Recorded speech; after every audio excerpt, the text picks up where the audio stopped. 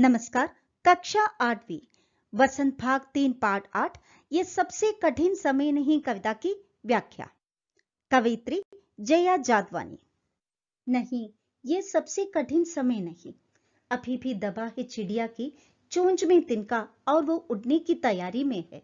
शब्दार्थ कठिन माने मुश्किल, चिड़िया माने पक्षी पंछी, तिनका का मतलब है घास। हाँ, चिड़िया तिनका ले जाकर घोंसला बनाने की तैयारी में है। घोंसला माने नेस्ट। वो एक एक तिनका इकट्ठा करके घोंसला बनाकर उसमें अपने बच्चों के साथ रहेगी। तिनका इकट्ठा करने में उसे मुश्किलों का सामना तो करना पड़ता है, लेकिन उसके दिल में आशा है, वो निराश नहीं है। इसलिए वो बार बार उठती है और तिनकों के सहारे अपना घोंसला बनाती है। हमें भी छोटी छोटी बातों पर परेशान होकर निराश होकर बैठना नहीं चाहिए, क्योंकि ये सबसे कठिन समय नहीं है।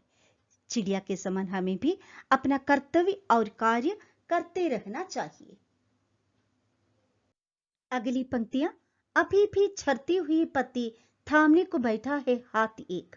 शब्द छरती माने छटती, थामने का मतलब है संभालना। मतलब अभी भी गिरती हुई छटती हुई पत्तियों को संभालने वाला कोई हाथ है। अर्थात अभी भी समाज में लोग एक दूसरे की मदद के लिए तैयार है। इस दुनिया में दुखी लोगों को, असफल लोगों को सहारा देने के लिए लोग हमेशा तैयार है। हाँ, मदद लेकर कोई न कोई आगे जरूर आते हैं। तो ऐसी हालत में ये सबसे कठिन समय हो ही नहीं सकता। आगे देखिए। अभी भी भीड़ है स्टेशन पर। अभी भी एक रेलगाड़ी जाती है गंतव्य तक, जहां कोई कर रहा होगा प्रतीक्षा।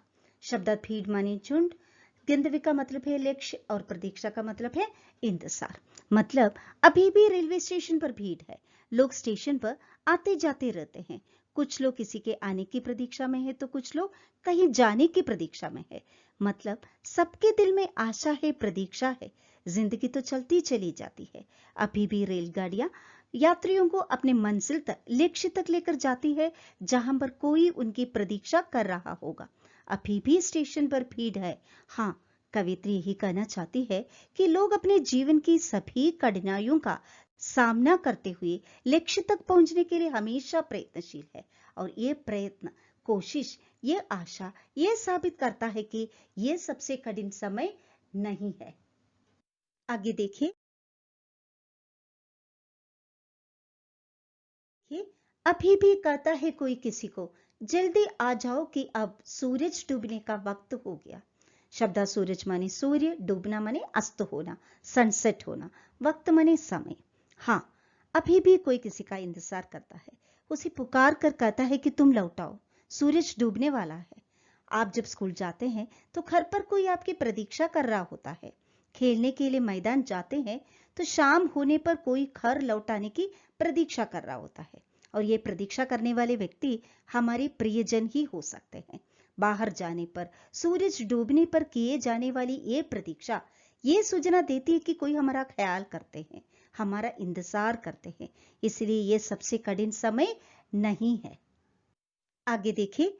अभी कहा जाता है उस कथा का आखिरी हिस्सा जो बूढ़ी नानी सुना रही है सदियों से दुनिया के तमाम बच्चों को। शब्दार्थ कथा माने कहानी, आखिरी माने अंतिम, हिस्सा माने भाग, सदियों से माने 100 वर्ष का समय माने बहुत सालों से, तमाम माने सब। दादी नानी पहले भी बच्चों को कहानियां सुनाती थी, अब भी सुनाती है। अब भी वे कथा का आखिरी हिस्सा अपने पोता पोती को सुनाती है। अभी भी बच्चों को दादा नानी से कहानी सुनने की इच्छा है। कुछ बदला नहीं है। जो भी कार्य पहले होते थे अभी भी हो रहे हैं। दुनिया वैसे ही चल रही है। इसलिए हम बिल्कुल नहीं कह सकते कि ये सबसे कठिन समय है। हाँ, जब तक जीवन अपनी गति से चलता है तब तक ये सबसे कठिन समय हो नहीं सकता। कविता की अंतिम पंक्तियां। अभी आती है एक बस अंतरिक्ष के पार की दुनिया से, लाए ही बचे हुए लोगों की खबर। नहीं, ये सबसे कठिन समय नहीं। शब्दार्थ अंतरिक्ष माने आसमान, खबर सूचना, कठिन का मतलब है मुश्किल। हाँ, आज भी हम जानना चाहते हैं अंतरिक्ष के पार की दुनिया के बारे में। हमें इंतजार है कि अभी एक बस उस दुनिया से बचे हुए लोगों की खबर लाएगी। हाँ, तब भी बच्चों को अंतरिक्ष की परियों की कहानियां सुनने की इच्छा थी, आज भी है।